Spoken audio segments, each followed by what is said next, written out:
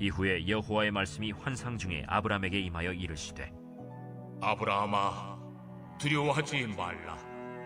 나는 내 방패요 너의 지극히 큰 상급이니라. 주 여호와여, 무엇을 내게 주시려 하나이까? 나는 자식이 없사오니 나의 상속자는 이 다메섹 사람 엘리에셀이니이다. 주께서 내게 씨를 주지 아니하셨으니 내 집에서 길린 자가 내 상속자가 될 것이니이다. 여호와의 말씀이 그에게 임하여 이르시되 그 사람이 내 상속자가 아니라 내 몸에서 날 자가 내 상속자가 되리라. 하시고 그를 이끌고 밖으로 나가 이르시되 하늘을 우러러 무뼈를 셀 수 있나 보라. 내 자손이 이와 같으리라. 아브람이 여호와를 믿으니 여호와께서 이를 그의 의로 여기시고 또 그에게 이르시되 나는 이 땅을 내게 주어 소유를 삼게 하려고 너를 갈대아인의 우르에서 이끌어낸 여호와니라. 주 여호와여, 내가 이 땅을 소유로 받은 것을 무엇으로 알리리이까? 나를 위하여 3년 된 암소와 3년 된 암염소와 3년 된 순양과 산비둘기와 집비둘기 새끼를 가져올지니라. 아브람이 그 모든 것을 가져다가 그 중간을 쪼개고 그 쪼갠 것을 마주 대하여 놓고 그 새는 쪼개지 아니하였으며 솔개가 그 사체 위에 내릴 때에는 아브람이 쫓았더라. 해질 때 아브람에게 깊은 잠이 임하고 큰 흑암과 두려움이 그에게 임하였더니 여호와께서 아브람에게 이르시되 너는 반드시 알라. 네 자손이 이방에서 객이 되어 그들을 섬기겠고 그들은 400년 동안 내 자손을 괴롭히리니 그들이 섬기는 나라를 내가 징벌할지며 그 후에 내 자손이 큰 재물을 이끌고 나오리라. 너는 장수하다가 평안히 조상에게로 돌아가 장세될 것이요 내 자손은 4대 만에 이 땅으로 돌아오리니 이는 아모리 족속의 죄악이 아직 가득 차지 아니함이니라. 해가 져서 어두울 때 연기 나는 화로가 보이며 타는 횃불이 쪼갠 고기 사이로 지나더라.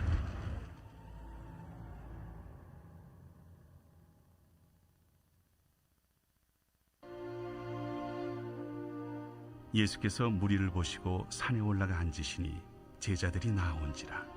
입을 열어 가르쳐 이르시되 심령이 가난한 자는 복이 있나니 천국이 그들의 것이며 애통하는 자는 복이 있나니 그들이 위로를 받을 것이며 온유한 자는 복이 있나니 그들이 땅을 기업으로 받을 것이며 의에 줄이고 목마른 자는 복이 있나니 그들이 배부를 것이며 긍휼히 여기는 자는 복이 있나니 그들이 긍휼히 여김을 받을 것이며 마음이 청결한 자는 복이 있나니 그들이 하나님을 볼 것이며 화평하게 하는 자는 복이 있나니 그들이 하나님의 아들이라 일컬음을 받을 것이며 의를 위하여 박해를 받은 자는 복이 있나니 천국이 그들의 것임이라.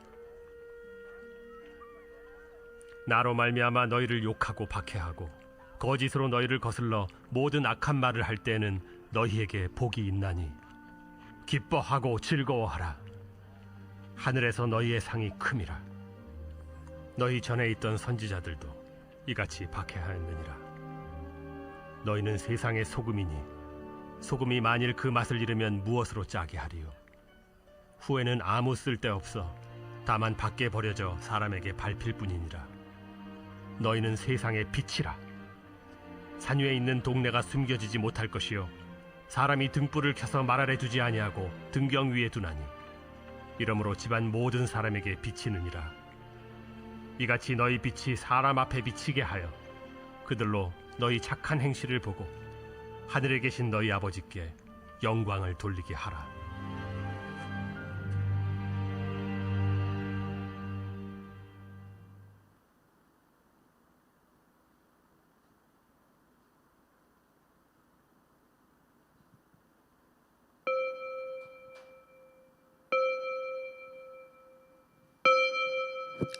이 시간 하나님께서 우리를 예배로 부르십니다. 있는 처소에서 자리에서 일어나셔서 영과 진리로 예배로 나아가도록 하겠습니다.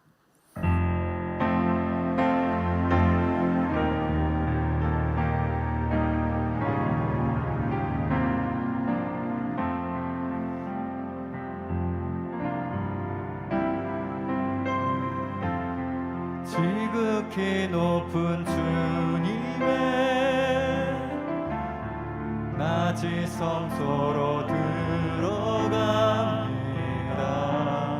세상의 신을 벗고서 주 보좌 앞에 엎드리리. 내 주를 향한 사랑과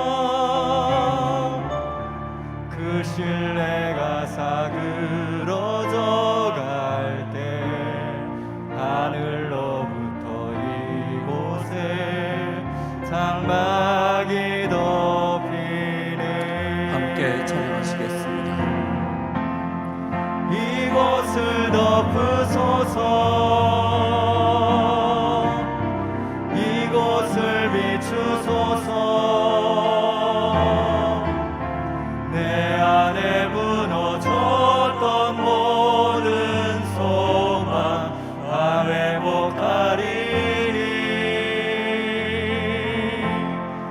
이곳을 지나소서. 이곳을 만지소서. 온 마음과 힘을 다해 오직 주만 나 경배합니다. 이곳을 덮으소서. 이곳을 비추소서. 내 안에 무너졌던 모든 소망 다 회복하리니. 이곳을 지나소서. 이곳을 만지소서. 온 마음과 힘을 다해 오직 주만 나 경배합니다.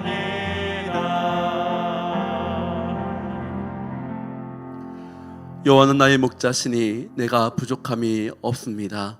그가 나를 푸른 초장에 누이시며 쉴 만한 물가로 인도하시는 우리 하나님 아버지, 이 시간 가운데 여호와 하나님의 이름을 높여 올려드리며 예배로 나아갑니다. 우리 예배를 기뻐 받아 주시옵소서. 거룩하신 예수님의 이름으로 기도드렸습니다. 아멘.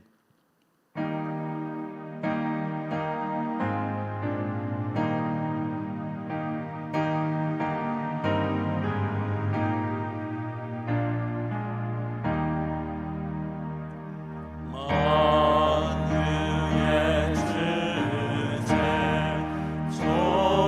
존귀하신 예수 사랑이 되신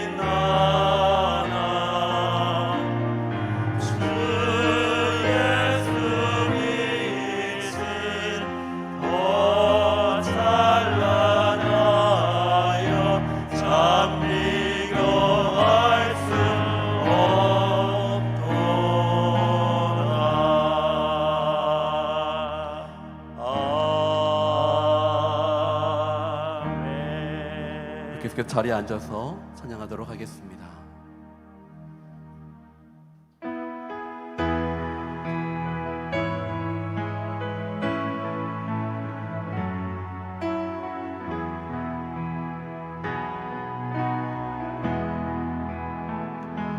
예수 나를 오라 하네 예수 나를 오라 하네 어디든지 주를 따라 주와 같이 가려네 주의 인도하심 따라 주의 인도하심 따라 어디든지 주를 따라 주와 같이 가려 우리 목소리를 올려 찬양하시겠습니다. 겟세마네 동산까지 주와 함께 가려 하네 피 땀 흘린 동산까지 주와 함께 가려네 주의 인도하심 따라 주의 인도하심 따라 어디든지 주를 따라 주와 같이 가려네 심판하실 자리까지 주와 함께 가려 하네 심판하실 자리까지 주와 함께 가려네 주의 인도하심 따라 주의 인도하심 따라 어디든지 주를 따라 주와 같이 가려네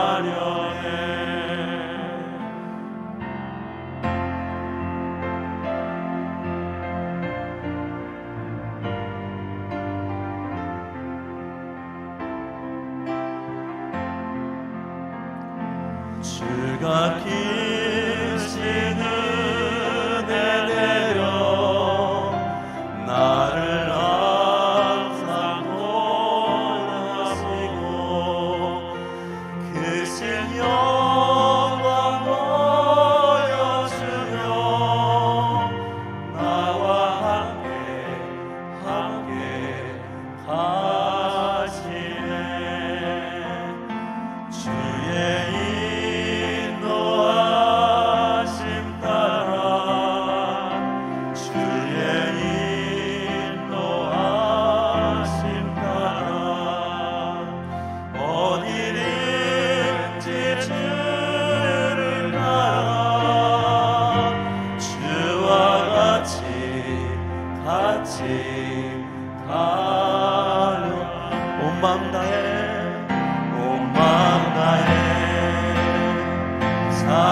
찬양합니다 온 마음 다해 주 알기 원하네 내 모든 삶 당신 것이니 주만 섬기리 온 마음 주님과 함께하는 시간 주님과 함께하는 이 고요한 시간 주님의 보좌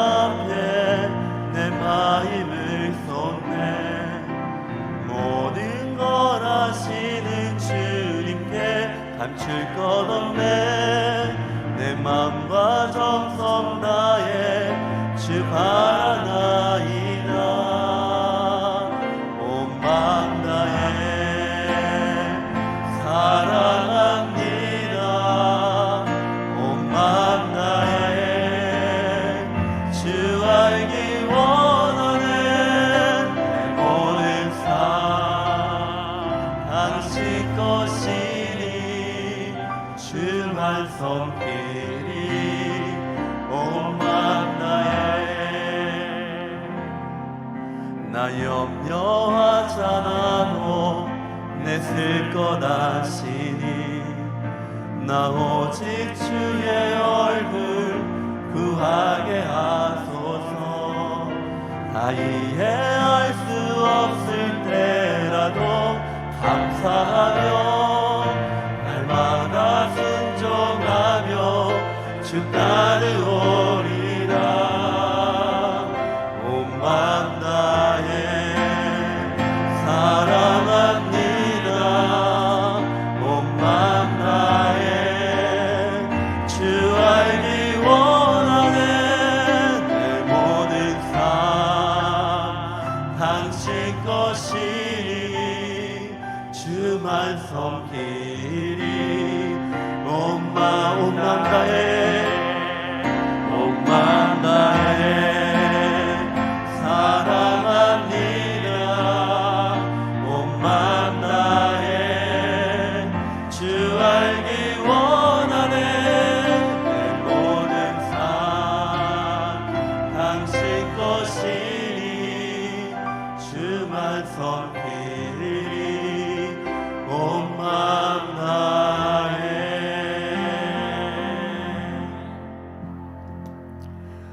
거룩하신 하나님 아버지, 소망의 복음으로 덧입는 신축년 새해에 영과 진리로 예배드리게 하심을 감사 영광 올려드립니다. 이 시간 주의 성령님 임재하여 주시고 하나님 앞에 온전히 붙어있게 하옵소서. 주님을 위해 산다고 했지만 지난 해를 되돌아볼 때 주님보다 더 사랑한 것들이 많아 세상 속에서 구별된 삶을 살지 못하고 주님의 향기가 되지 못하였음을 고백합니다. 형제를 용서하기 위해서는 의지가 필요함을 알면서도 마음대로 안 될 때가 많았습니다.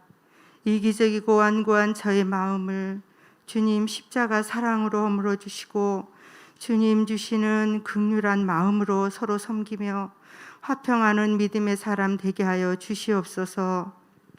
말로만 아닌 행함과 진실함으로 서로 사랑하는 자녀들로 주님 선하신 뜻대로 새롭게 세워 주옵소서.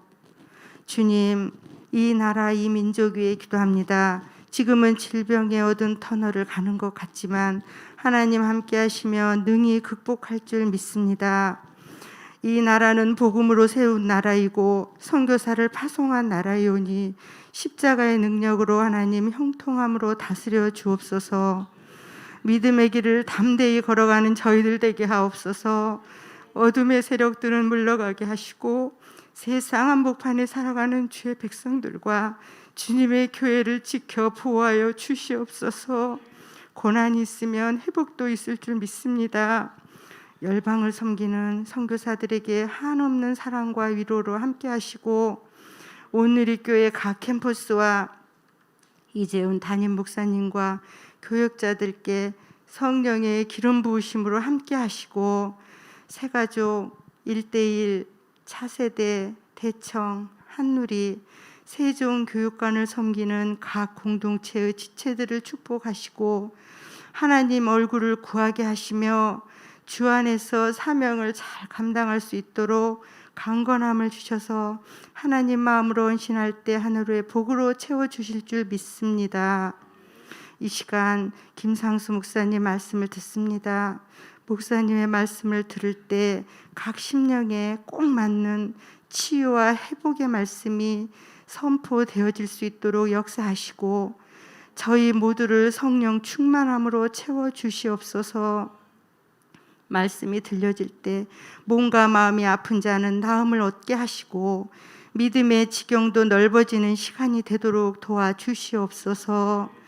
서로 사랑하라는 주님의 명령에 순종하여 복음의 소망의 복음을 굳게 붙잡고 주님만 바라보고 동행하는 주의 자녀들 되게 하여 주시옵소서. 은혜와 평강으로 함께 하시는 예수님의 이름으로 간절히 기도하였습니다. 아멘.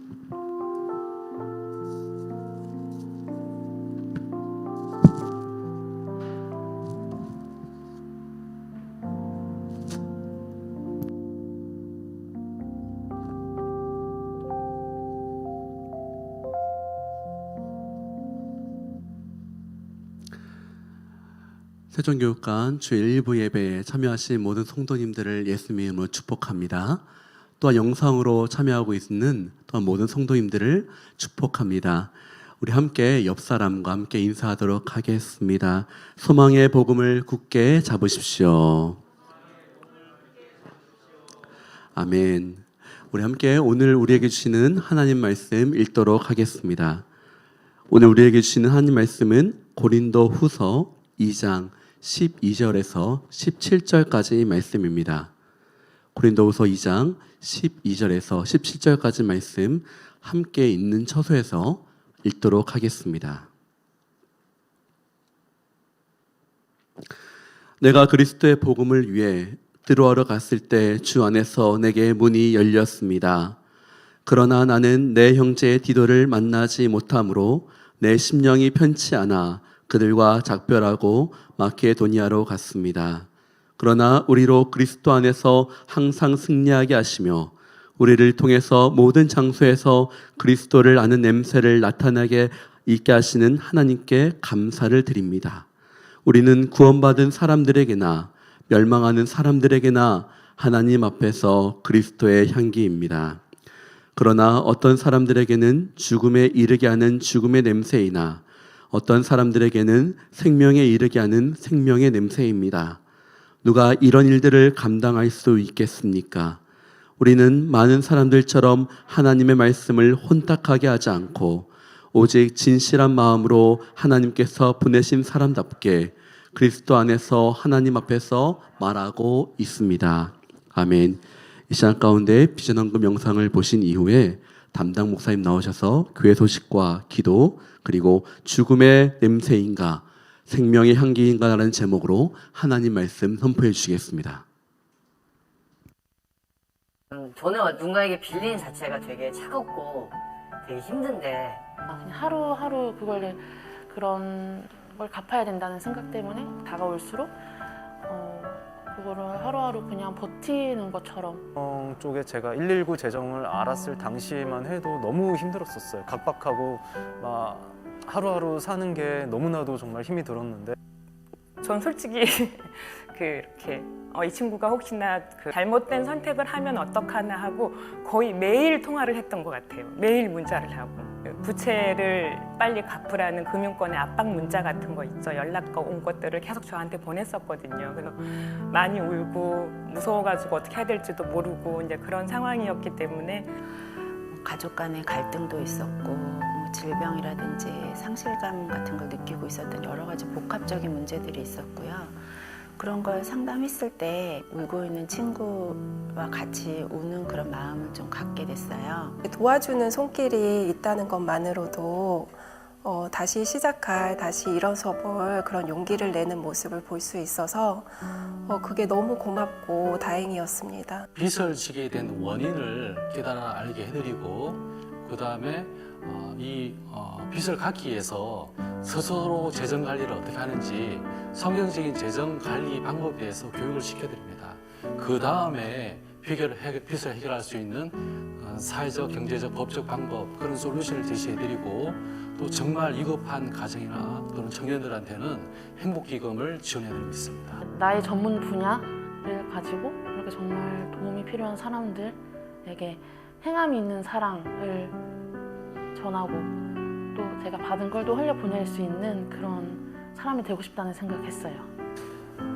우선은 급한 불부터 꺼야 된다는 생각보다 그 일을 이제 빌미로 삼아서 더 하나님을 더 의지하고 싶어지는 마음이 생긴 것 같습니다.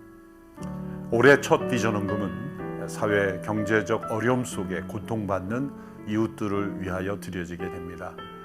사회선교본부에서 운영 중인 부채 탈출 119 또 행복기금은 부채의 늪에서 헤어나지 못하고 있는 이웃들을 아주 구체적으로 돕는 프로그램입니다.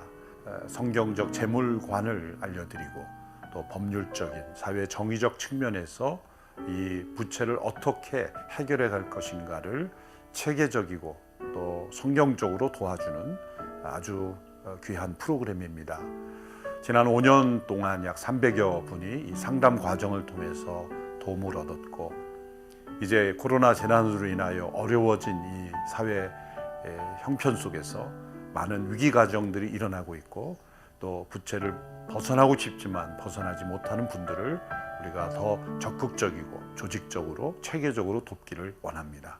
이 일을 위하여 헌신한 귀한 분들에게 감사드리고, 오늘 드려지는 이 비전헌금이 이를 위한 귀한 밑거름이 되리라고 믿습니다.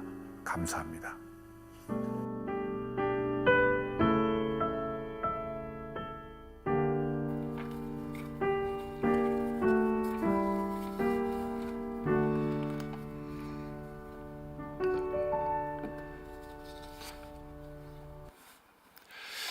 할렐루야. 우리 세종교육관 일부 예배 오신 성도님들을 축복하고 또 환영합니다. 특별히 이 시간에 영상으로 함께 참여하는 모든 성도님들의 가정과 또 각자의 처소에 은혜와 평강이 임하기를 원합니다.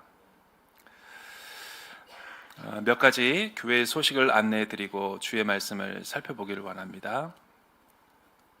영상으로 보는 것과 같이 오늘은 부채 탈출 119와 또 행복기금 지원을 위한 비전헌금을 드리는 날입니다. 여러분들 유튜브 영상 하단에 또 QR코드 또 비전헌금 계좌번호를 통해서 혹은 온라인 온누리교회 홈페이지를 통해서 여러분들이 참여하실 수 있습니다. 그리고 90일의 기적 새벽 기도회가 계속해서 한 주 동안 저희가 진행되고, 또 내일부터 또 저희가 새로운 한 주를 시작하게 됩니다.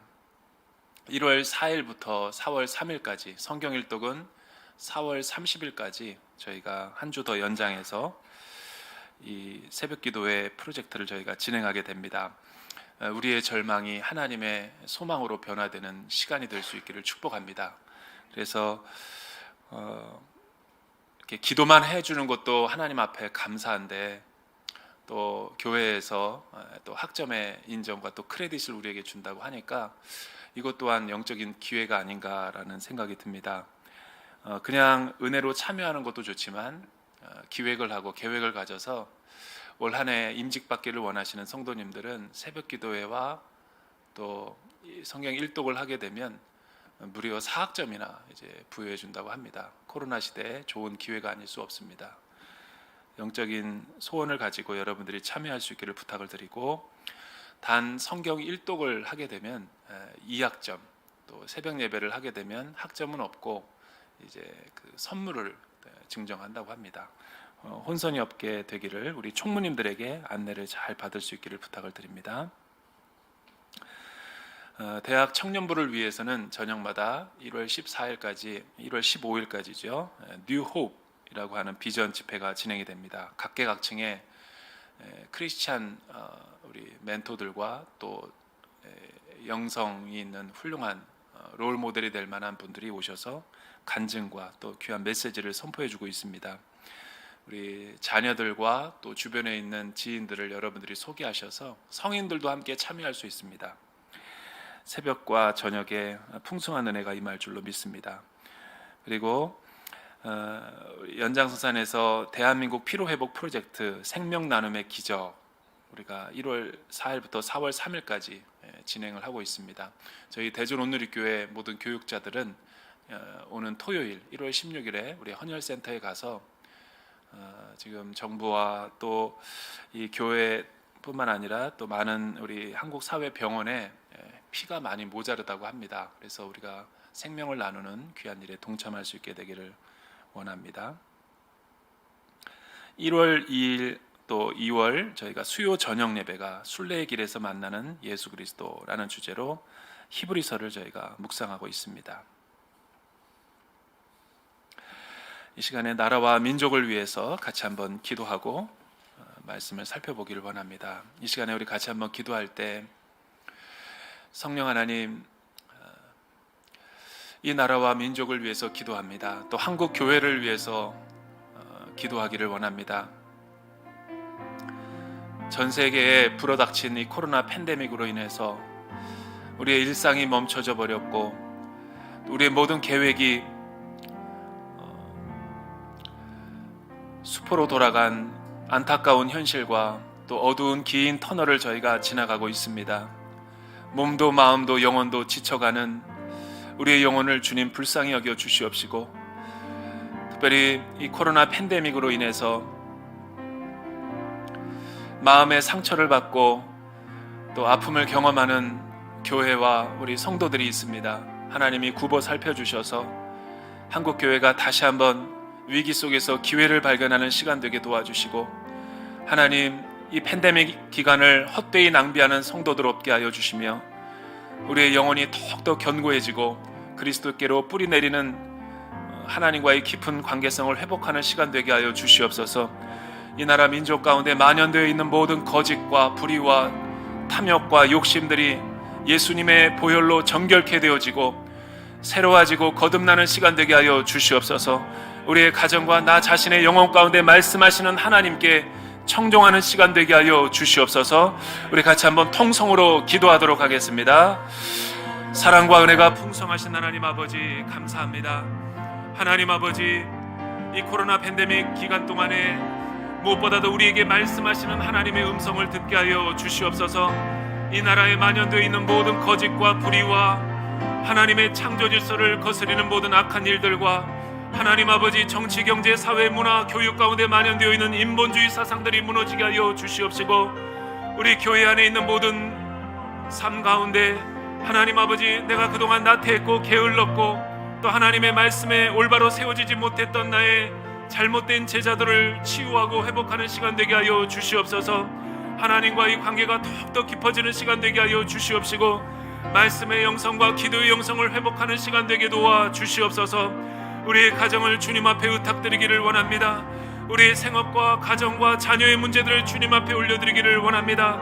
무너진 재단이 다시 한번 회복되어지게 도와주시고, 이 나라 민족 가운데 한국교회에 하나님 아버지, 하나님께서 말씀하시고자 하는 말을 듣는 거룩한 시간 되게 하여 주시옵소서.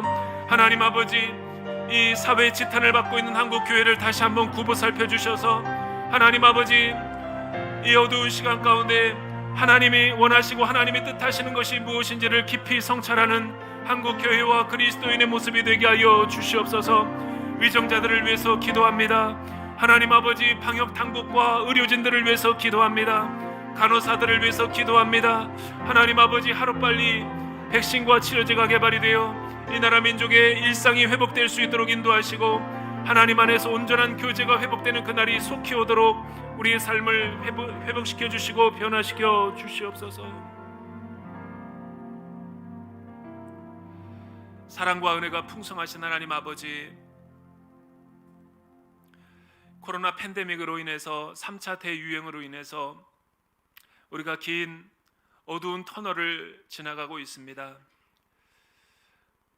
어둠의 시간 가운데 절망과 또 미래 빛이 보이지 않는다고 원망과 불평하기보다는 빛 대신 그리스도와 함께 이 어려운 시간들을 싸워서 이겨내는 하나님의 지혜로운 성도들이 되게 하여 주시옵소서.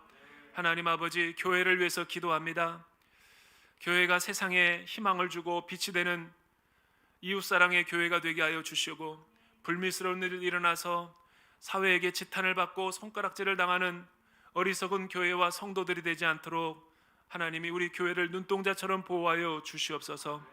팬데믹 기간 동안에 보혈로 덮어주시고 유월절 어린 양의 보혈을 우리의 몸과 마음과 영혼에 뿌려주셔서 하나님, 세상의 허탄한 생각들, 치우쳐 있는 모든 잘못된 생각들로 이 교회와 하나님의 백성들이 걸어가지 아니하도록 중심 되신 그리스도와 함께 이 어려운 시간들을 승리할 수 있게 보호하여 주시옵소서. 하나님, 위정자들을 위해서 기도합니다. 참으로 하나님을 두려워하고 하나님을 경외하는 이 나라 민족의 위정자들이 되게 도와주시고, 특별히 백성들을 사랑하고 백성들을 위하여 정치할 수 있는 애국하는 위정자들이 바로 세워질 수 있도록 이 나라 민족을 불쌍히 여겨 주시옵소서. 하나님, 오늘 하나님의 기록된 말씀을 듣기를 원합니다. 성령이 스승되어서 우리에게 조명하여 주시고 말씀하여 주사 기록된 하나님의 말씀을 들을 때 하나님의 친밀한 음성을 듣는 복된 시간 되게 하여 주시옵소서. 그렇게 함께 하실 주 하나님을 찬양하며 예수 그리스도의 이름으로 기도드립니다.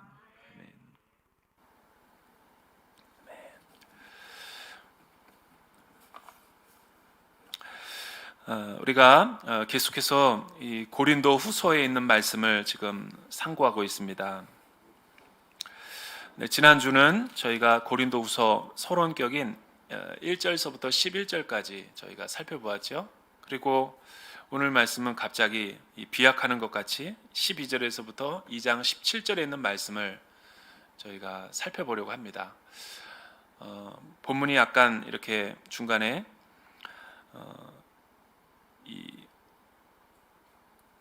빠지고 우리가 2장 12절서부터 17절로 오는 것 같지만, 이제 오늘 말씀을 전하면서 우리가 못 읽은 말씀을 같이 한번 함축적으로 우리가 같이 맥락에서 살펴보기를 원합니다. 이 고린도 후서는 읽기가 쉬운 책이 아닙니다. 바울의 13개의 서신 가운데서 가장 읽기 어려운 서신 가운데 하나예요. 왜냐하면 바울은 원래 논리적인 사람이지만 이 고린도 교회와의 관계성의 문제가 생겨난 뒤부터는 이 로지컬한 것보다는 논리를 뛰어넘어 감정의 논리로 이 파토스를 가지고 이 고린도후서를 쓰고 있기 때문에 이 논리적인 흐름으로 따라가다 보면 이 말이 쉽게 이해가 되지 않아요. 그러나 왜 이 말씀이 지금 사도 바울이 이렇게 말하고 있는지를 사도행전 17장서부터 20장에 있는 맥락과 또 고린도전서라는 긴 서신에 있는 문제와 이슈들, 그 내용들을 비추어 보아서 이 고린도 후서를 읽게 되면 우리가 희미했던 이 말씀이 보다 더 선명해지게 되는 것을 보게 됩니다. 우리가 고린도 후서가 이해가 되지 않았던 것은 맥락 없고 문맥 없이 무조건 통째로 읽으려고 할 때 쉽게 이해가 되지 않아요. 그러나 고린도 후서는 유명한 구절이 많아서 들은 귀는 있어가지고 저희가 이 말씀을 가지고 이해하려고 하지만 그렇게 되면 이제 논리적인 비약이 되게 많게 되죠. 그래서 고린도 후서를 읽을 때는 항상 이 두 가지가 되게 중요해요. 지명들이 많이 나오는데 그 지명을 하나하나 따져보면서 사도행전과 함께 읽어가는 것과 또 굉장히 신학적인 중요하고 무거운 주제들이 많이 등장하고 있어요. 이 주제를 매 챕터마다 바울이 소단락을 이루면서 하나하나 문제를 다루고 있어요. 그렇기 때문에 어떤 거는 주제별로 돌아가니까 이게 문맥이 끊기니까 앞과 뒤가 맞지 않지만 바울의 신학에 비추어서 말씀을 읽게 된다면 보다 더 쉽게 우리가 접근할 수 있게 되는 거예요. 지난주에 이야기했지만 바울은 왜 고린도 후서를 쓰고 있습니까? 바울이 고린도 후서를 쓰고 있는 이유는 한 가지예요. 고린도 교회는 바울이 개척한 교회입니다. 그리고 한때 급성장하고 많은 교회에 영향력을 주었던 이 대부흥을 경험했던 교회입니다. 하지만 영적인 미성숙함으로 인해서 바울이 떠난 뒤에 에베소로 떠난 뒤에 이 교회는 영적인 위기가 찾아오죠. 사람들이 많이 모이고 또 교회 사이즈가 커가지고 건강한 교회인 줄 알았더니 사도 바울이 다른 곳으로 떠났을 때 이 환난이나 시험이 다가왔죠. 거짓 교사들과 또 잘못된 가르침을 이렇게 주려는 많은 이 순회 선교사들이라고 하는 자칭 그들이 들어와 가지고 바울의 참된 사도의 권위와 리더십을 음해하고 중상모략을 하게 되었죠. 그런데 이 고린도 성도들이 거기에 휩쓸리지 않으면 되는데 많은 대다수의 사람들이 중심을 잃어버리고 거짓 교사들의 말에 청종하게 돼요. 그리고 교회가 큰 논쟁과 또 사건에 연루가 되어서 도덕적인 위기를 맞이하죠. 여러분, 은혜가 많은 곳에 항상 영적인 시험과 도전도 많이 있다는 걸 우리가 생각해야죠. 이 고린도 전서에는 이 분파의 문제가 있었어요. 아볼로파, 또 게바파, 바울파, 예수파. 그리고 이 고린도 교회에는 시간이 흐르면서 음행의 문제가 생겼죠. 그리고 이 고린도 지역은 자유무역 도시였고 항구의 도시였기 때문에 남자들이 일찍 죽거나 또한 전쟁에 나가서 요절하는 일들이 많았어요. 그러다 보니까 여성들이 많이 있기 때문에 자유분방하고 고대 세계에 억눌렸던 있던 여인들이 이 교회를 통해서 참된 해방과 자유함을 만끽한 나머지 하나님께서 세우신 이 머리 대신 교회에 그리스도의 몸의 교회를 권위를 무너뜨리는 일들이 왕왕 있었어요. 왜냐하면 기도하는 여성들에게 많은 성령의 은사들이 나타났고 신유와 통번역의 은사와 방언의 은사, 여러 가지 은사들이 많이 나타났지만 그거를 관리를 하지 못했고 교회론의 입장에서 생각하지 않았기 때문에 엄청난 대환란이 일어났던 거예요. 교회가 거의 풍지박산날 지경에 이르렀던 거죠. 그리고 부활의 문제, 종말론의 문제, 연보와 헌금의 문제, 또 성도들끼리 비즈니스를 하다가 돈을 꾸어줬는데 못 받으니까 서로가 성도가 성도들을 고발하는 문제. 굉장히 이 교회가 상당히 규모가 있었지만 어린아이와 같은 미성숙한 교회의 모습들을 많이 보여줬죠. 바울의 사역 원리는 늘 한 곳에 오래 있었던 것이 아니라 씨 뿌리는 자의 복음 전도의 은사를 받았기 때문에 소아시아의 초대교회가 시작되는 단계였기 때문에 많은 교회를 세우는 처치 플랜팅의 은사를 바울이 받았어요. 그래서 바울은 한 곳에 오래 머물렀던 것이 아니라 데살로니가 교회 같은 경우는 2주, 그러나 고린도는 특별한 하나님의 부르심이 있어서 움직이지 못했기 때문에 1년 6개월 내지 2년 동안의 제자 양육을 통해서 엄청난 부흥을 이루게 되었던 교회죠. 그리고 나서 시간이 돼서 그는 아덴에서 고린도로, 또 고린도에서 에베소라는 곳으로 가서 복음의 씨앗을 뿌리죠. 에베소 교회를 세우고, 또 에베소에서 하나님의 또 뜻이 있어서 이 드로아라는 지역에 가서 복음을 증거하려고 할 때 이 고린도 후서 2장 12절에서 17절의 말씀을 기록하게 된 거죠. 어떤 말씀이 있는지 우리 같이 한번 살펴보기를 원합니다. 여러분 12절에서 13절에 있는 말씀 같이 한번 읽어볼까요? 시작. 내가 그리스도의 복음을 위해 드로아에 갔을 때 주 안에서 내게 문이 열렸습니다. 그러나 나는 내 형제 디도를 만나지 못하므로 내 심령이 편치 않아 그들과 작별하고 마케도냐로 갔습니다. 만약에 우리가 이 문맥을 살펴보지 않고 이 말씀을 그대로 읽었을 때는 무슨 말인가 이해할 수 없을 거예요. 그런데 제가 지금 이야기한 맥락에서 이 말씀을 보면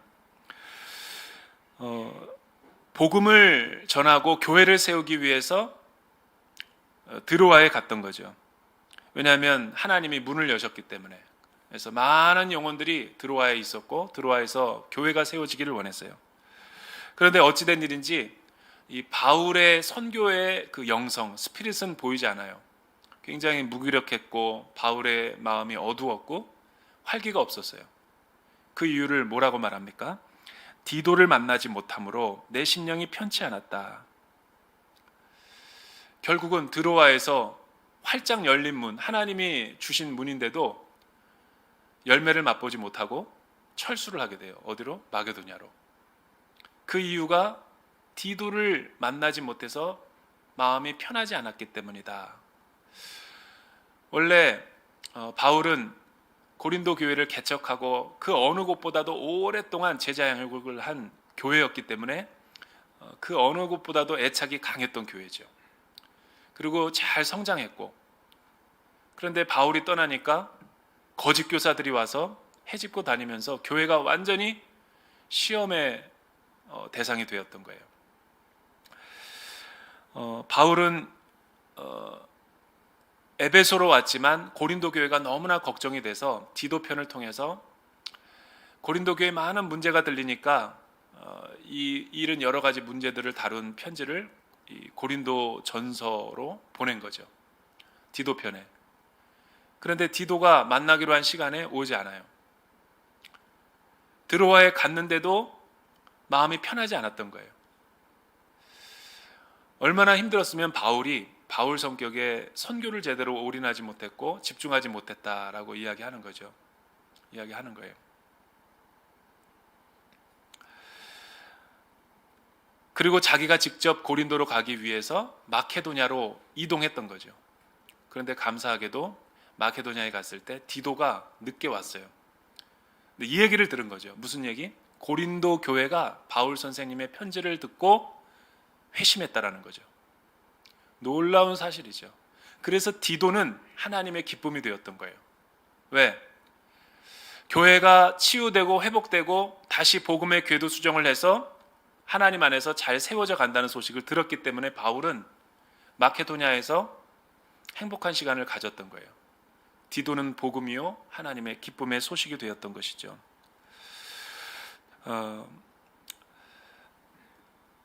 그래서 고린도 후서를 지금 쓰고 있는 이유는 한때 관계가 어려워졌어요. 그래서 고린도 전서는 굉장히 직설적인 말이 많고 책망과 또한 어미하신 하나님의 심판의 이야기를 많이 언급하고 있어요.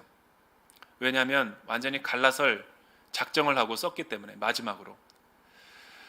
그런데 전혀 예상하지 않았어요. 고린도 성도들이 회심하고 회개할 거라고는.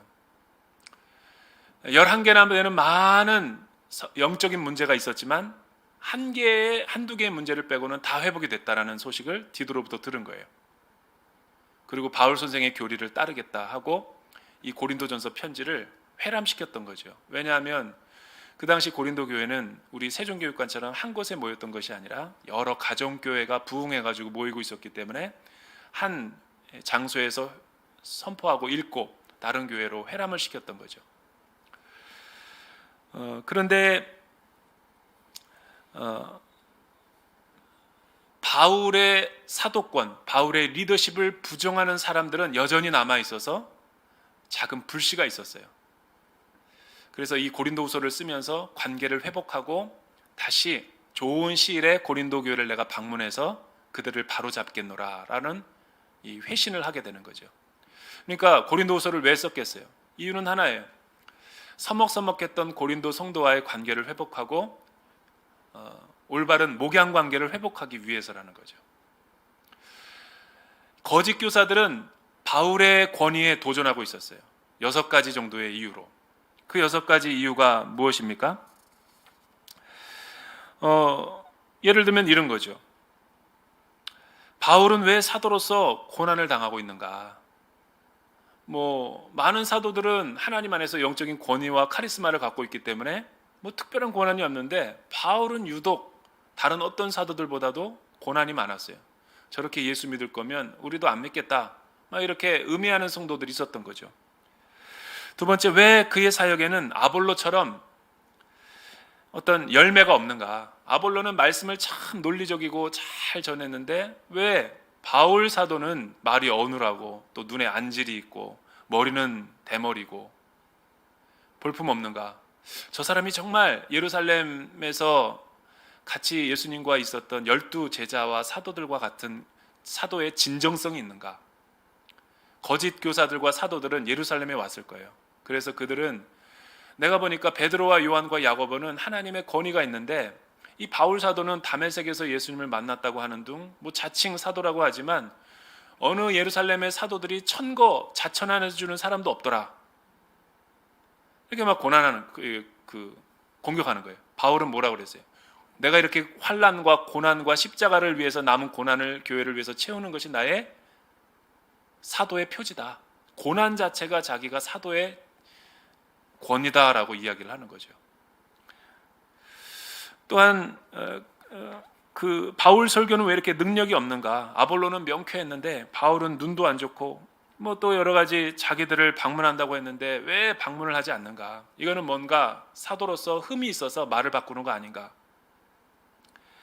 오해가 되려면 뭐 별의별 거 가지고 오해를 다 하죠. 왜 그는 또 다른 사람들처럼 살해를 받지 않는가? 이 당시 고대 세계에서는 스승과 학생들의 관계는 그 집에 상주하고 거주하면서 학생들을 가르치는 건데, 그러면서 돈에 엄청난 살해를 받았거든요.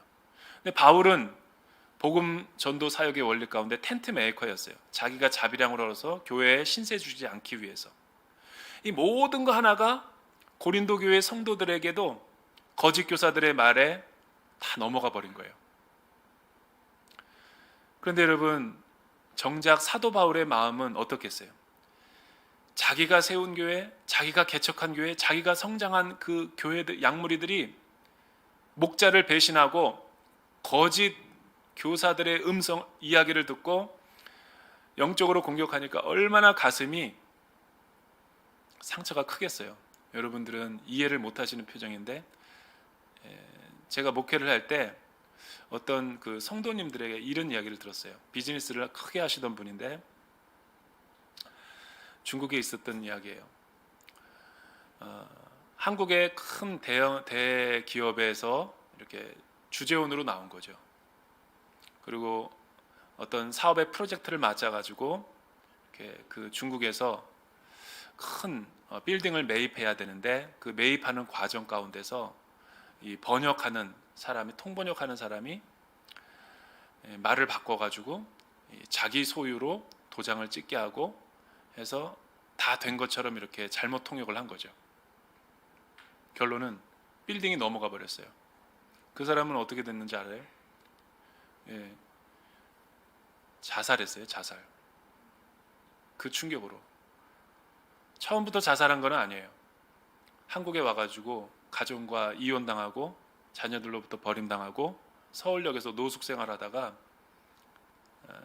극단적인 선택을 했다고 들었어요. 뭐예요? 한참 정말 너무나 가까운 사이라고 간도 빼줄 것처럼 다 이렇게 관계를 맺어놓고 호용호재로서 이렇게 막 했던 사람이 태도를 돌변하더니 완전히 등에다가 비수의 칼을 꽂는 거죠. 여러분, 인생지사에 이런 일이 많죠. 철떡같이 믿었던 사람인데 선교사님이 그 열쇠와 재산을 모두가 다 맡기고 한국에 잠깐 나갔다 왔는데 그 모든 비즈니스 센터, 사업의 선교 센터를 다 소유를 이전했어요. 그리고 선교사님은 추방당했어요. 이런 일들 많이 봅니다. 여러분, 10년 넘게 제자로서 했는데 그 제자가 선교사를 고발해가지고 추방당하는 것도 봤어요. 모르는 일이에요. 그러니까 바울이 얼마나 지금 심정이 고통스럽고 힘드냐는 거를 제가 여러분들에게 비유로 알려주는 거예요. 그런데 바울은 어떤 마음이에요? 왜 이 고린도 교회 문제를 바울은 쉽게 포기하지 않는가? 왜 디도를 그렇게 애타게 기다렸는가? 그거는 사랑 때문에 그래요. 자기를 배신하고 자기에게 아픔을 주고 자기가 개척한 양무리들이 자기를 음해하고 쫓아낸다 할지라도 자기는 사도로서의 본분과 진실된 리더십을 그들에게 나타내고자 했던 거죠. 왜냐하면 바울은 새 언약의 일꾼이었기 때문에 그런 거예요. 한국 교회를 코로나 팬데믹을 지나면서 걱정하는 분들이 많아요. 목회자들도 걱정하고 성도님들도 걱정하고 사회도 걱정하고 어떻게 우리가 이 어두운 터널, 절망의 시대를 살아가야 되는가? 저는 바울과 같은 영성이 필요하다고 봐요. 주변의 사람들의 논평이나 뭐 이런 어떤 사설과 논설에 일희일비하는 것이 아니라 우리의 초심과 중심은 세상의 판단이 아니라 하나님 앞에서 바울과 같은 영성을 지니고 있을 때 하나님의 뜻밖의 고린도 교회가 회심하게 하는 성령의 만지심이 있었던 거죠. 목회 가운데도 이런 일들이 많아요. 두 번째는 14절이죠. 그리스도 안에서 하나님만 의지하는 바울의 영성. 우리 14절 말씀 한번 읽어볼까요? 시작. 그러나 우리로 그리스도 안에서 항상 승리하게 하시며 우리를 통해서 모든 장소에서 그리스도를 아는 냄새를 나타낼 수 있게 하시는 하나님께 감사를 드립니다. 15절에서 17절을 보면 여기 냄새라는 단어를 써요. 이 히라버 가운데 냄새라는 단어를 쓰고 또 15절 이하부터는 향기라는 단어를 써요. 이 냄새와 향기라는 단어는 좀 구분해서 쓸 필요가 있죠. 냄새는 조금 더 이렇게 넓은 의미에서의 냄새를 이야기하는 거고, 냄새라 그럴 때 좋은 냄새도 있고 나쁜 냄새도 있다라고 포괄적으로 쓰는 거죠. 그러나 향기는 15절 이하부터는 긍정적이고 좋은 이미지로서의 향기라고 말하는 거죠. 바울은 그리스도의 사도의 직분을 소개하면서 자기는 목회를 하면서 선교 이렇게 사역을 하면서 기쁜 일이 있을 때도 있었고 슬픈 일이 있을 때도 있었다. 그러나 자기는 늘 하나님 안에서 감사하는 생활을 할 수 있는데 그 비결이 무엇이었냐면 그리스도 안에 있는 자들에게는 하나님이 항상 승리를 주시기 때문에 감사가 넘치게 되기 때문이다라는 거예요. 그거를 표현하기 위해서 로마 제국 시대에 군사 용어를 빌려서 군사 문화를 사용하고 있어요. 그리스도를 아는 냄새는 사실은 바울이 생각해낸 아이디어가 아니라 이 당시 로마 제국은 수많은 세계를 정복하면서 전리품들과 포로들을 이렇게 붙잡아 왔죠. 그리고 로마에 입성하게 되면 레드카펫을 깔아놓고 수많은 군중들이 환호와 감람나무를 가지고 이 환호성을 치렀죠.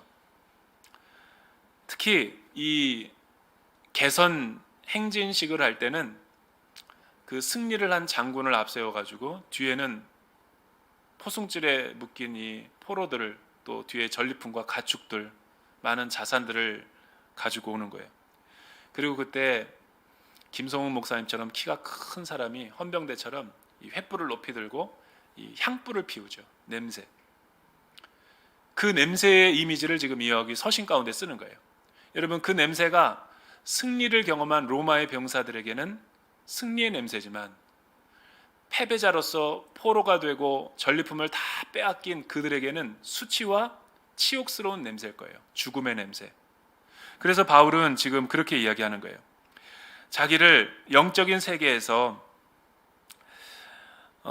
자신은 어떤 자세와 태도로 이 사도의 직분을 감당하고 교회를 섬겼냐면 그리스도의 사신이 되어서 그리스도의 군사로서 승리하신 주님은 오직 하나님 한 분뿐이고 그분의 뒤를 따라갈 때 어떤 냄새를 풍길 때 자기는 승리되신 그리스도의 하나님만 바라보면서 이 직분을 잘 감당하고 있었다는 거예요. 그 냄새를 맡은 어떤 사람들에게는 복음을 듣고 회심하고 죄를 뉘우친 사람들에게는 생명의 냄새가 되겠지만 복음을 듣고도 반응하지 않고 불순종하고 자신의 죄 가운데 계속 거하는 사람들에게는 사망의 냄새가 죽음의 냄새로 머물게 될 거라는 거죠. 얼마나 바울이 목양을 할 때라든가 선교를 할 때 믿음의 신실함을 가지고 사역했는지 우리가 엿볼 수 있는 대목이죠. 제가 어떤 의사 선생님에게 이야기를 들었는데 의사 선생님들이 그렇게 술을 환자들에게는 마시지 말라고 권면하지만 이 의사의 의료의 세계를 가보면 그렇게 술을 많이 마신다 그래요. 왜 많이 마시는가 물어보니까 외과 의사들은 늘 24시간 피냄새를 맡아야 된대요. 이 피비린내를 수술을 하느라고 생명을 살리기 위해서 악성 종양과 암덩어리 같은 걸 이렇게 떼내기 위해서 긴 장시간 몰입하고 피비린내를 맡게 되면 머리가 현기증이 난다 그래요. 아주 독한 냄새를 맡고 역겨울 정도로 그 일을 해야 되기 때문에. 그리고 생명이 위중 가운데 있는 사람들을 살릴 것인가 말 것인가 그 막 초를 다투는 시간에 대한 무거운 스트레스 때문에 한번 술을 마시게 되면 거의 뭐 그냥 술독에 빠져서 산다라고 이야기를 들었어요. 스트레스 때문에 그런 거죠. 그런데 바울은 사실은 이 어렵고 힘든 목회의 여정과 이 선교 사역 가운데 자신의 능력과 자신의 힘으로 이 귀한 생명의 사역을 감당했던 것이 아니라 늘 하나님 한 분만, 또 하나님을 의지하면서 한 영혼 한 영혼을 잘 세워나갔다라는 거죠. 그래서 16절과 17절에 보면 자신이 하는 모든 말과 사역과 행동은 그리스도의 향기가 되었다라고 자기가 자부할 수 있다는 거예요. 이 그리스도의 향기는 생명을 살리는 냄새죠. 그렇게 할 수밖에 없었던 이유를 17절에서 이야기를 해요. 우리 17절 마지막으로 한번 읽어볼까요? 17절 시작. 우리는 많은 사람들처럼 하나님의 말씀을 혼탁하게 하지 않고 오직 진실한 마음으로 하나님께서 보내신 사람답게 그리스도 안에서 하나님 앞에서 말하고 있습니다. 말씀을 혼탁하게 하지 않고 진실한 마음으로 했던 것이 자기가 사도의 권위를 가진 사람이다라고 지금 표방하고 있는 거죠. 즉 자신은 그리스도의 향기로서 살아왔음을 많은 사람들 앞에 고백할 수 있노라라고 이야기를 하는 거예요. 그러면 왜 사도 바울은 그리스도의 향기, 말씀을 진실하게 선포한다라고 이야기해놓고선 고린도 성도들에게 3번이나 간다고 해놓고선 말을 바꾸는가? 왜 그랬을까요? 그 퀘스천과 그 답변이 1장 12절서부터 2장 11절까지 함축적으로 들어가 있는 거예요. 바울은 이렇게 고백을 해요. 자기의 말은 변함이 없다. 자기는 늘 진실하고 그리스도의 향기로서 사역을 해왔고 추호도 한 홀이라도 자기는 진실되지 않은 것이 없다. 왜냐하면 그리스도 안에서 자기의 모든 신앙 고백은 예면 예였지 예였다가 아니었던 적이 한 번도 없었다라고 이야기하는 거예요. 고린도 성도들이 질문하죠. 그런데 왜 온다고 해놓고서 안 왔냐? 그 사실은 이런 내용 때문이다. 자기가 지금 가도 되지만 기도하다가 보니 성령님이 자기의 마음 가운데 감동을 주셔서 지금은 타이밍이 아니다라고 가지 말라고 했다. 그래서 성령님의 음성에 순종하느라고 내가 너희에게 가지 못한 것이다. 이 일에 대해서는 성령님이 나에게 증인이 되노라. 신실한 증인이신 하나님이 나의 편이 되신다라고 이야기하는 거예요. 그 이유를 또 2장 1절에서 11절에 이렇게 얘기하는 거예요. 내가 지금 가면 아직 나와의 관계가 서먹한 어떤 사람이 시험에 빠져가지고 교회를 떠날 수도 있다. 나는 그를 근심하게 하기보다 차라리 서로가 다 각자의 시간을 가지고 하나님 앞에서 내면의 세계를 돌아보고 충분히 이 내면의 성찰과 회개가 다 끝난 다음에 하나님이 적당하게 주는 시간을 통해서 내가 가고자 한다. 왜냐하면 나는 그 사람이 실족하지 않게 되기를 원하기 때문이다.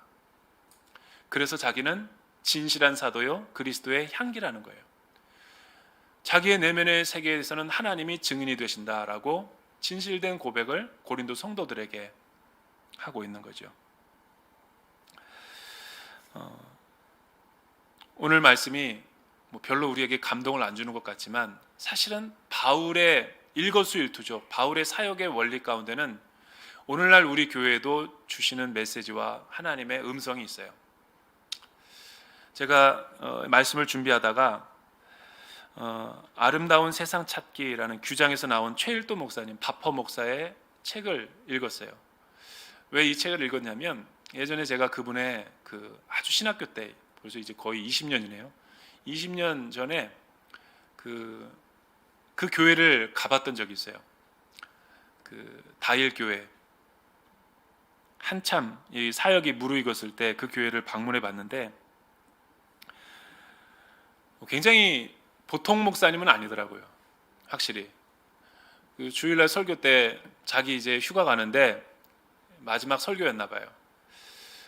자기는 이제 새로운 목회 패러다임으로 목회를 하려고 그러는데 많은 부교육자들이 있는데 그 부교육자들이 2주 동안 돌아가면서 담임 목사직을 맡게 했다고. 그리고 자기는 2주 동안 부목사로. 그래서 서로의 고충과 서로의 아픔을 헤아리는 시간을 갖자라는 그런 재미있는 제안을 목회를 한 거예요. 그리고 또 자기 교회는 새로운 교육자가 왔는데 교육자를 뽑는 기준이 축구 잘하는 사람을 뽑는데요. 왜냐하면 목회는 결국은 개인기보다는 팀 사역을 하게 되는데 같이 동역을 하지 않고는 목회를 아무리 잘한다 그래도 그거는 잘하는 게 아니다라고 하기 때문에 축구를 잘하는 사람을 뽑는다 그러더라고요. 그리고 새 가족들을 이렇게 일으켜 세워가지고 새 가족들이 굉장히 많이 오는 거예요. 매주일마다. 그리고 서로 찾아가서 인사하고 허깅하게 하고. 그런데 이 아름다운 세상 찾기에 이런 대목이 나와요. 다일 공동체 주일 예배의 모습. 자신의 교회는 되게 해외에서도 소문이 나가지고 많은 매주일마다 교회가 온대요. 비즈니스 때문에 오시는 분들도 호텔에 머물다가 잠깐 자기 교회를 방문하는 분도 있고, 호주, 동경, 시드니, 뉴욕, 홍콩 전 세계에서 온다는 거예요. 그런데 어떤 LA에서 오신 분이 예배 끝나고 자기 방에 와서 상담을 하고 있었어요. 목사님 오늘 예배 너무 좋았습니다. 오늘 말씀 너무 은혜 받았습니다. 어떻게 오셨는지요? 그랬더니 이 성도님이 이렇게 얘기하더래요. 자기가 사실은 한국에 비즈니스 때문에 왔는데 호텔에 머물고 있는데 잠깐 시장에 가서 어떤 아주머니에게 여쭤봤대요. 내일이 주일인데 교회를 가고 싶은데 이 주변에 어떤 교회가 있습니까? 어떤 교회를 좀 좋은 교회를 추천해 주십시오 라고 했더니 나는 교회를 안 다닌다고. 나는 무신론자라고. 그런데 좋은 교회는 내가 안다고. 요 앞에 있는 교회를 한번 가보라고. 그 교회는 참 신기하다고. 작고 허름하고 초라한데도 굉장히 많은 사람들이 오고, 그리고 참 내가 만약 교회 간다면 나는 그 교회를 가겠다고 소개시켜 주는 거예요. 그런데 다른 편의점에서도 똑같은 얘기를 하는 거예요. 저쪽 교회 한번 가보라고. 되게 좋다고 소문났다고. 자신들은 교회 안 다니면서 좋은 교회를 소개해줘서 믿음을 가지고 그 교회 간 거예요. 주일 예배를 드렸는데 너무나 좀 엉뚱하더래요, 교회가. 자기 건물도 아니지만. 그런데 정말 새신자들이 많이 오고, 그리고 목사님 설교가 너무 은혜롭고, 그래서 예배 끝나고 그냥 가지 않고 최일도 목사님에게 자기를 소개하고 가야겠다라는 마음이 들어서 이야기를 했더니, 최일도 목사님이 어떻게 교회에 오셨습니까? 라고 했더니 자기가 있었던 일을 얘기했대요. 주변에 이웃들이 소개해줘서 제가 이 교회에 왔습니다. 그때 최일도 목사님이 깨달았던 거예요. 세상은 홍보하고 전도한다 그래가지고 교회에 오는 게 아니구나. 교회는, 하나님의 백성들은 산 위의 등불처럼 산 위에 감춰지지 않은 빛과 같은 것이구나 라는 것을 그때 알았대요. 우리가 행하는 선한 행실, 사랑과 믿음의 행동, 그 모든 행동 거지를 보고 그리스도의 향기처럼 안 퍼져나가는 것이 없다라는 거예요. 왜? 여러분, 다일교회는 전 세계에서 온대요. 전 세계에서. 자기가 만나보지도 않았는데 자기가 하는 일을 보고 사람들이 감동을 받아가지고 동참해 오고, 또한 네트워크를 이루고 도와주겠다 그러고 건물을 내주고 헌금을 하겠다는 사람도 있고, 이런 걸 보면서 그리스도인은 하나님의 편지인과 동시에 그리스도의 향기구나라는 것을 그때 알았다라는 거예요. 저는 중국에서 5년 동안 살았어요. 중국에서 5년 동안 살았던 것 가운데 가장 좋은 기억 중에 하나가, 우리 한국 분들은 잘 중국을 몰라요. 안다고 하지만 사실은 몰라요. 이 중국이 얼마나 대륙인지. 갔다 왔던 곳만 알지 전체를 못 본다는 얘기죠. 근데 저는 기회가 돼가지고 비전교회에서 많은 중국에 있는 지역을 거의 다 여행을 해봤어요. 그런데 중국은 정말 대륙이에요. 전 세계에 과일이 없는 게 없을 정도로. 그래서 중국에 오랫동안 사실 분들은 제철 과일 먹는 재미를 알 거예요. 봄, 여름, 가을, 겨울이 과일이 다 틀려요. 요맘때는 여러분 귤이, 축구공만한 귤을 보셨어요? 겨울 때만 먹는 귤이에요. 남방 지역에서는 요즈라고 그래가지고 굉장히 맛있어요. 귤 한 조각이 바나나야. 근데 그 안에서 있는 과즙이 너무너무 맛있어가지고 그 깔려면 반죽을 해야 돼. 그래서 우리 성도들이 항상 이 두꺼웠기 때문에 그 두꺼운 그 껍질을 까기 위해서는 그냥 못 가기 때문에 저보고 맨날 시켰어요. 등치가 크고 손이 크니까 또 목사님이 반죽하면 더 맛있대나? 그래가지고 그냥 5년 동안 반죽밖에 한 기억이 안 나. 맨날 그거를 과일을 사다 놓고 저보고 반죽하라는 거예요. 까라는 거죠. 요즈 굉장히 인상적이었어요. 근데 그것보다 더 강력한 과일이 뭐냐면 이 두리안이었어요. 두리안. 중국에서도 두리안이 많이 나와요. 근데 중국에서는 1, 2만 원이면 좋은 두리안을 사 먹는데 신세계를 한번 갔더니 20만 원짜리 두리안을 봤어요. 그러니까 얼마나 비싼 건가 이 두리안이. 과일의 여왕. 그런데 그게 아주 고슴도치는 두꺼운 가시, 선인장 같은 그 가시로 둘려 있어가지고 까기가 쉽지 않아요. 그래서 그 흠을 내가지고 잘 익은 두리안을 까게 만들죠. 근데 그 어렵게 까서 열매를 보면 별로 안 돼요. 아주 연한 노란색의 잘 익은 그 냄새가 풍길 때 얼마나 고약한 냄새를 풍기는지 몰라요. 두리안 냄새는 상상을 초월합니다. 한 번은 제가 남방 지역에 갔을 때 호텔에 머물렀는데 10몇 층이 있었는데 그 냄새가 두리안 2개를 사서 여러 가지 이제 막 먹고 있는데 그 냄새가 1층 로비까지 가더라고요. 그 복문이 올라와가지고 두리안 먹으면 안 된다고. 이해가 안 되죠. 그러니까 향기가 얼마나 강력한 거예요. 그리고 그 두리안은 못 가지고 댕겨요. 냄새가 너무 나서. 근데 냄새만 고약하지 막상 먹으면 영양분이 너무 많고 그 맛있는 그 여운의 그 맛이 있어서 그거에 중독되면 못 빠져나와요. 진짜 두리안을 맛있게 먹는 법은 제가 세종교육관에만서만 얘기할게요. 여러분들에만 얘기할게요. 아이스크림처럼 이 호일에다 싸가지고 얼려서 드셔보세요. 최고의 아이스크림이에요. 그거는 기가 막혀요. 맛이. 저는 이 과일도 하나님의 창조의 섭리로 이렇게 향기를 풍긴다면 우리 그리스도인들도 어떤 삶을 살아가야 되는가. 이 코로나 팬데믹 기간에 한번 오늘 고린도 후서의 말씀을 잘 내면화시킬 필요가 있어요. 여러분, 교회는, 성도들은 좋은 이미지와 나쁜 이미지를 줄 수도 있죠. 그러나 팬데믹 시대에 우리의 말과 우리의 행동과 우리의 판단들은 사람들에게 냄새로 풍길 거예요. 그래서 이 팬데믹이 다 끝나는 시간에 우리는 각자가 하나님의 선한 심판대 앞에 설 거예요. 그런 의미에서 오늘 말씀은 위로의 말씀인과 동시에 굉장히 이 준엄한 하나님의 심판의 메시지도 담겨져 있는 거죠. 우리는 향기래요. 그러니까 우리가 향기를 풍기는 대로 사람들은 반응할 거라는 거예요.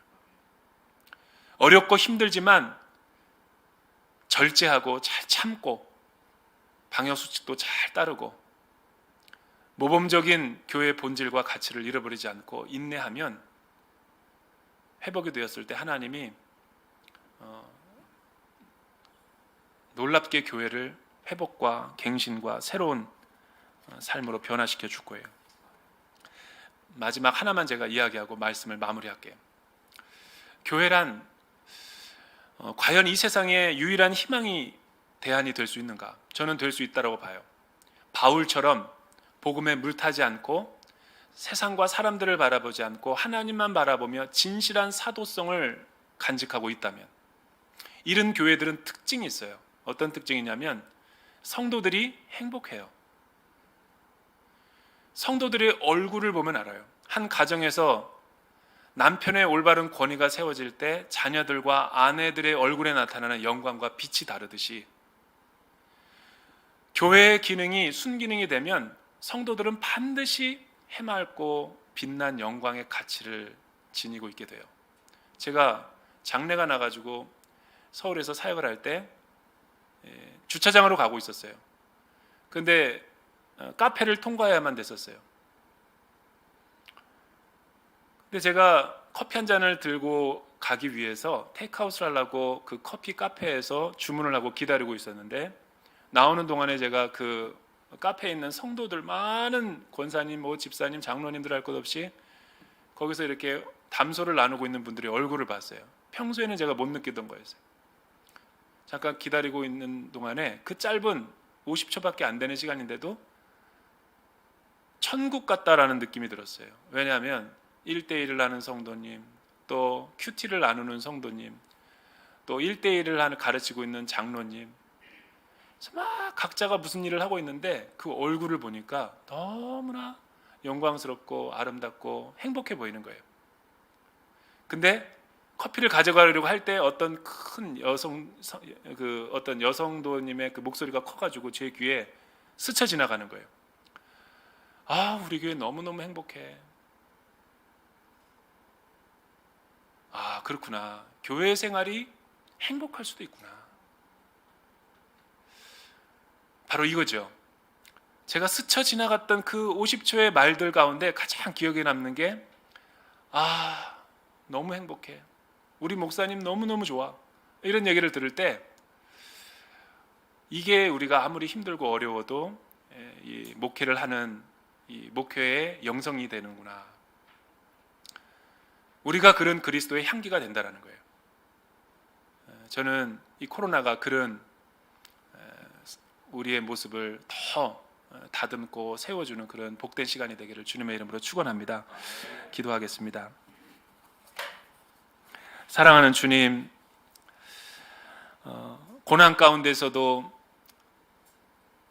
참된 사도로서 이 고린도 성도들을 잘 세워지기를 바라는 마음으로 수고하는 바울의 고통과 아픔을 저희가 살펴보았습니다. 오늘 말씀이 우리에게 주는 도전은 무엇입니까?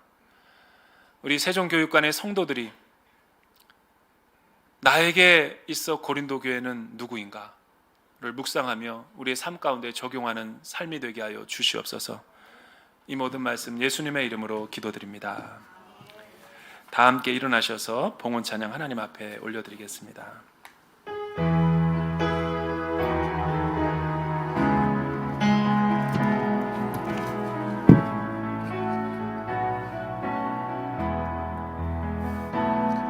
주 선한 능력으로 안으시네 깊으신 팔로 날 붙드시네 절망 속에도 흔들리지 않고 사랑하는 주 얼굴 구하리 이전의 괴로움 날 애워싸고 고난의 길을 걷는다 해도 주님께 모두 맡기는 이 영혼 끝내 승리의 날을 맞으리 선한 능력으로 일어서리 주만을 지하리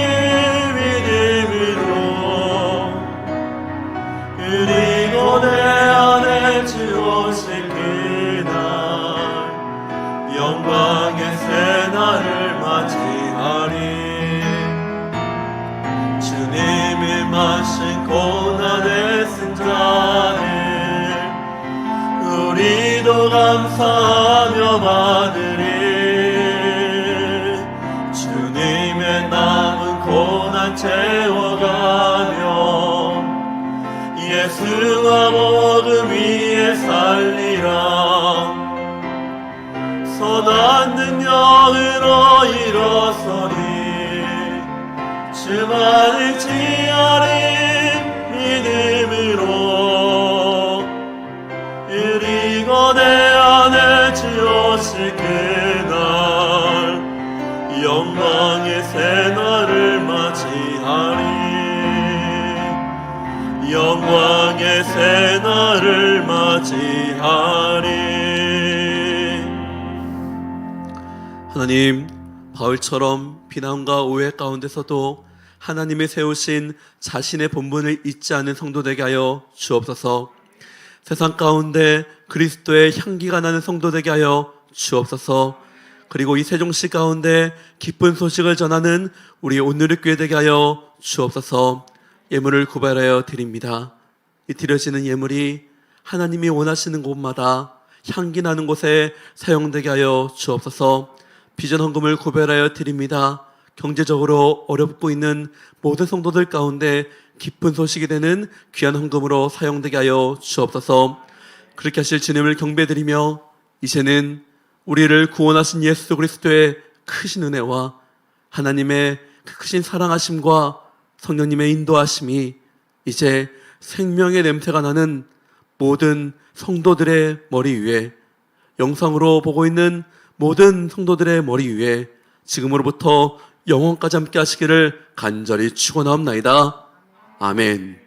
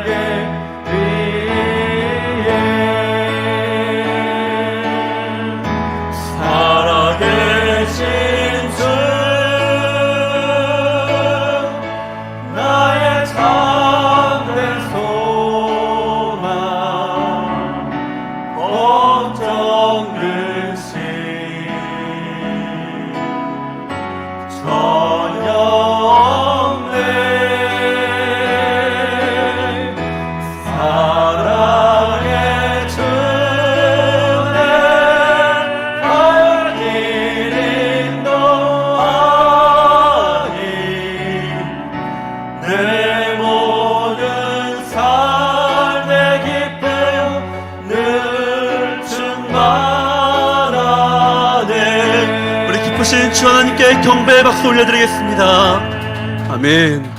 모든 예배를 마쳤습니다. 주에서 승리하시는 한 주 되시기를 축복합니다.